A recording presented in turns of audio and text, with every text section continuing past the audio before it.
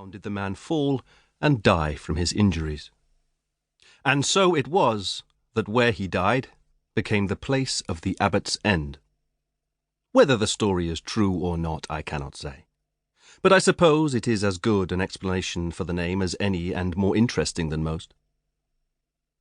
Abbot's End lay on a wind-swept spit of land, jutting boldly into the sea, a day's ride south-west of Wareham, in the kingdom of Wessex. Though no king would ever have reason to visit Abbot's End.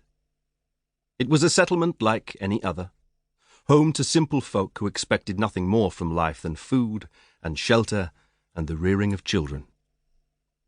A good Christian might say that such a humble place was ever likely to be blessed, and by that blessing suffer, as its namesake had suffered, and as all martyrs do.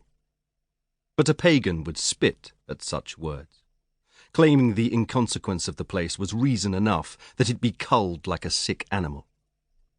For the village of Abbot's End no longer exists, and I am to blame for its end. I worked for old Ealston the carpenter, felling ash and alderwood for the cups and platters he turned on his lathe. "I know, old man, all men must eat and drink," I would say wearily, interpreting Ealston's gesture of banging two plates together and nodding to some passing man or woman. "And so shall we, if we keep making the things others need." And Ealston would grunt and nod, because he was mute.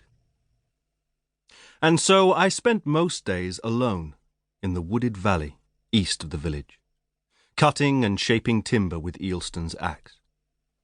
I had a roof over my head and food in my belly, and I stayed away from those who would rather I had never come to that place, those who feared me for my blood-red eye, and because I could not tell them whence I came.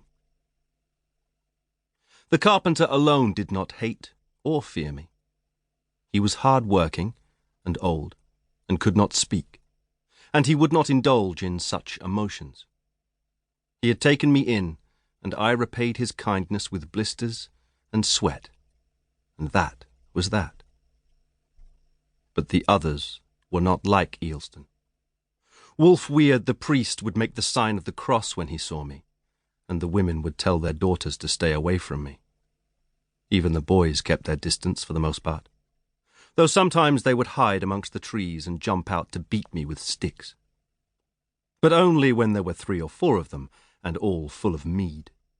Even then, the beatings lacked the fury to break bones, for everyone respected old Ealston's skill. They needed his cups and platters, and barrels and wheels, and so they usually left me alone. There was a girl, Olwen. She was red-cheeked and plump, and we had lain together after the Easter feast, when the only living things not drunk on mead were the dogs. The mead had made me brave, and I had found Olwen drawing water from the well, and without a word I took her hand and led her to a patch of tall, damp ryegrass.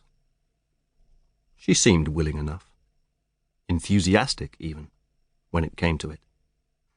But in truth, it was a graceless fumble, and afterwards Olwen was ashamed. Or perhaps she was afraid of what her kin would do if they found out about us.